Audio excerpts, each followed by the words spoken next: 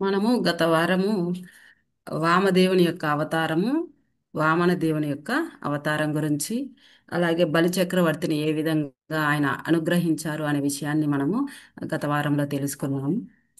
అయితే అందులో మనకి వామన అవతారంలో మనము చెప్పుకునే భాగంలో రెండు కథలు చెప్పుకుంటాము అని చెప్పేసి అనుకున్నాము. ఏంటంటే ఒకటి ఆ, ఛత్రము అలాగే పాదుకలు, చెప్పులు, ఆ రెండు ఎలా వచ్చాయి అనేది.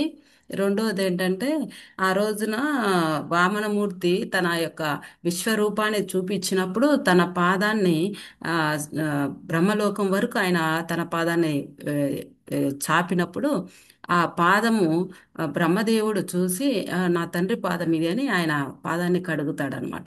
అది మనం అందులో చెప్పుకున్నాం. ఆ పాదాన్ని కడిగి ఆ ఆ నీళ్లు ఆయన చల్లుకోవడం అనేది చెప్పుకున్నాం. అయితే ఆ పాదాన్ని కడిగినప్పుడు ఆయన పాదంలో గంగాదేవి ఆగిపోయింది. అది విష్ణు పాదోద్భవ అంటారు గంగమ్మని ఆ విధంగా.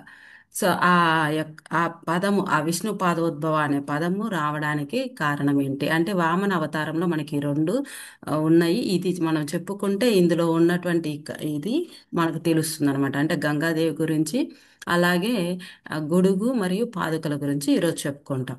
ఇందులో ఆ, మ్, గంగాదేవిది కొద్దిగా పెద్ద అది, అందువలన ముందుగా ఆ గొడుగు పాదుకలు ఇప్పుడు మనకి ఈ సమాజంలోకి ఎలా వచ్చాయి అనేది మనము తెలి తెలుసుకుందాం ఇందులో ఈరోజు. ఒకానొక సమయంలో మనందరికీ జమదగ్ని మహాముని మనందరికీ తెలిసిన వ్యక్తే. ఆయన పరశురాముడి యొక్క తండ్రి. జమదగ్ని పరశురాముడి యొక్క తండ్రి మనకి రాముని అవతారానికంటే ముందు వస్తారు ఆయన. ఆ, ఈ పరశురాముడి తండ్రి జమదగ్ని మహాముని ఒకానొక రోజున ఆయన విలువిద్యని ప్రయోగిస్తూ ఉంటాడనమాట. విలువిద్యలో భాగంగా బాణాలు వేస్తూ ఉంటాడు. బాణాలు వేస్తూ ఉన్న సమయంలో వేసినప్పుడు ఎంత దూరం అయితే వేస్తాడు కదా, ఒక గురి చూసి కొడతారు కదా, చెట్టు మీద ఉన్నటువంటి వాటినో లేకపోతే ఇంకా ఏదైనా కానీ ఒక దానిని గురి చూసి కొడుతూ ఉంటారు.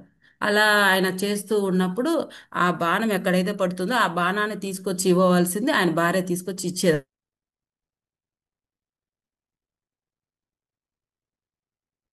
వేసిన దగ్గర అది ఎక్కడికైనా అటు పక్కకు పోతే అలాగే ఆమె వెళ్ళి తీసుకొచ్చేది ఈయనకి.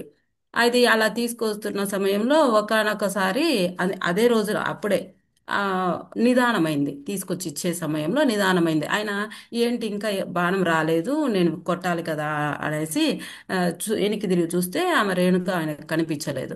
ఏంటి రేణుక కనిపించలేదు అని, సరే ఆమె వచ్చేదాకా ఆగి, ఎందుకు నువ్వు ఇంత నిదానంగా వచ్చావు ఈ పూట, ఇప్పుడు నాకు లేట్ అయిపోయింది ప్రయోగం చేయడానికి, విలువిద్య ప్రయోగంలో అని అంటే, నాకు సూర్యుని యొక్క తాపం ఎక్కువైపోయి నాకు బాగా పాదాలు ఆ, ఇబ్బంది పెట్టాయి వేడికి, అలాగే పైన ఉన్నటువంటి సూర్యుని తాపానికి తలకి కూడా ఇబ్బంది అయిపోయింది. అందుకని నాకు కొద్దిగా అలసిపోయాను, అందువల్ల నిదానంగా రావడం జరిగింది అని చెప్తుంది ఆమె.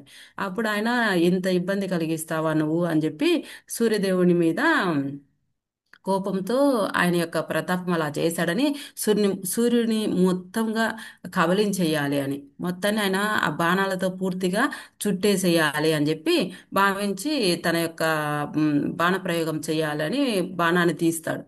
అప్పుడు సూర్యదేవుడు గమనించి ఆయన ఒక బ్రాహ్మణుని యొక్క వేషంలో వచ్చి ఆయన దగ్గర కనిపించి, ఏమయ్యా బాణం తీస్తున్నావు ఎందుకు అని అంటే, ఇదిగో సూర్యుడు ఇంత ప్రతాపాన్ని చూపించాడు. ప్రతాపం అంటే మనకు తెలిసిందే, అంటే ఎండ వేడి ఎక్కువగా ఉంటుంది అంటాం కదా. ఇప్పుడు మనం చూడండి, ఈ మధ్య వరుసగా ఎంత ఎండలు ఉన్నాయో, ఎండ వేడి ఎక్కువగా ఉంటుంది అంటున్నాం కదా. ఆ వేడి అనేది అప్పుడు ఉండేదన్నమాట. ఇంత ప్రతాపాన్ని చూపించాడు, అందుకని నేను ఆయన మీద కప్పేద్దామని ఆయన బయటికి కనిపించకుండా మొత్తం బాణాలతో మూసేద్దాం అనుకుంటున్నాను అని అంటాడనమాట. అలా చేస్తే ఎట్లాగా, చెప్పేదంతా సూర్యుడే ఆయనతో. అలా చేస్తే ఎలాగా, సమస్త జీవరాశులు ఆయన యొక్క ఆ ఎండ అనేది తగులితే, ఆయన యొక్క వెలుతురు అనేది వస్తే ఈ సమస్త జీవరాశులు జీవనం కొనసాగిస్తున్నాయి. ముందు ముఖ్యంగా ఆయన ఈ ఎండని ఇలా మనకి చూపించినప్పుడు ఆ ఎండకి భూమిలో సముద్రంలో ఉన్నటువంటి నీరు ఇంకి మళ్ళీ ఆకాశంలోకి వెళ్ళి మళ్ళీ వర్షాలు పడడానికి ఉపయోగపడుతుంది. మరి మిగతా అనేక జీవరాశులు జీవనం చేస్తున్నాయన్నా, పంటలు పండుతున్నాయన్నా, మనం ఈ విధంగా ఉంటున్నామన్నా మనకి ఆ యొక్క వేడి అనేది అవసరము. కాబట్టి నువ్వు అలా చేస్తే ఎట్లా అంటే, లేదు నాకు ఇబ్బంది అయింది, నా భార్యని ఇబ్బంది పెట్టాడు కాబట్టి నేను ఆయనని ఆ, బాణంతో మొత్తం క్లోజ్ చేయాలి, అంటే ఆయనని వెలుగు బయటికి రాకుండా చేయాలి అని అంటాడు. ఇంకెంత చెప్పినా కూడా ఆయన విననప్పుడు సూర్యదేవుడు ఏం చేశారంటే ఎదురుగా ప్రత్యక్షమవుతాడు. తన రూపంతోనే ప్రత్యక్షమయ్యి నా తప్పు క్షమించు మహాముని, అంటే ఆయన తపస్సు శక్తి ఆయన దగ్గర ఎక్కువ ఉంటుంది. మునీశ్వర్ల జోలికి, బ్రహ్మచారుల జోలికి వెళ్ళకూడదు అని చెప్పి అంటుంటారు. వాళ్ళ దగ్గర అంత శక్తి ఉంటుందన్నమాట. ఆయన ప్రత్యక్షమయ్యి సూర్యదేవుడు అసలు రూపంలోనే ప్రత్యక్షమై నా తప్పు క్షమించు, నేను మిమ్మల్ని ఇబ్బంది కలిగించాను, అదిగాక మీరు ఇలా ఉమ్, అడవిలో ఉండి పూజలు చేసుకొని ఆ దేవుణ్ణి స్మరించుకునే మీకు నేను ఇలా ఇబ్బంది కలిగించడం నా తప్పే. ఇక నా తప్పును క్షమించండి, కాకపోతే నేను ఇలా రావాలి కాబట్టి తప్పట్లేదు నాకు. అయితే ఇక నుంచి నేను చెప్తున్నాను, ఎప్పుడు కూడా మీకు ఏ ఇబ్బంది కలిగినా ఈ గొడుగుని, ఈ చెప్పులని, ఈ రెండింటిని, మీరు పాదరక్షల్ని ఈ రెండింటిని వాడండి అని చెప్పి సూర్యదేవుడు ఆ, ఇచ్చిందనమాట. ఈ గొడుగు అనేది, ఈ పాదరక్షలు ఆ రోజు నుంచి మనకి గొడుగు పాదరక్షలు ఆ, ఉమ్, ఆ, ఈ అమల్లోకి రావడం అనేది జరిగింది. అయితే ఈ గొడుగు పాదరక్షలు ఏం చెప్తారంటే, మనము ఎండాకాలం రాకముందుగానే మనం ఎవరికైనా కూడా గొడుగు అనేది, పాదరక్షలు అనేవి ఇస్తే మనకు పుణ్యం వస్తుంది అని చెప్పి అంటారు. అంటే అక్కడ పుణ్యం అనేది మనం పక్కన పెట్టినా ఇంకొకరికి ఉపయోగపడుతుంది. ఇప్పుడు సమాజంలో చూడండి, రోడ్డంబడి అనేక మంది మనకి ఆ, కనిపిస్తూ ఉంటారు, పేదవాళ్ళు అక్కడ తిరిగే వాళ్ళు, అవి లేకుండా ఎండాకాలంలో. కాబట్టి అలాంటి వాళ్ళకి మనం సహాయం చేస్తే చాలా మంచిది అని ఇందులో చెప్పడం జరిగింది. చివర ఫలం అనేది ఏంటి అనేది చెప్పడంలో అది చెప్పడం జరిగింది. ఆ విధంగా మనకి ఆ గొడుగు పాదరక్షలు మనకి మనుగడలోకి రావడం జరిగింది అనమాట.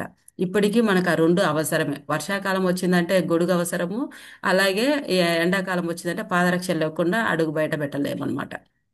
సో ఆ విధంగా మనకి ఇందులోకి ఏ, ఎందుకు చెప్పాము ఈ మాట?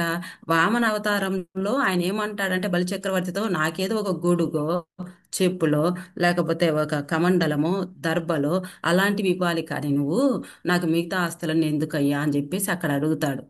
అందులో మనకి ఈ గొడుగు అనేవి, ఈ పాదరక్షలు అనేవి వచ్చాయి అనమాట. అది ఇప్పుడు చెప్పుకున్నాం.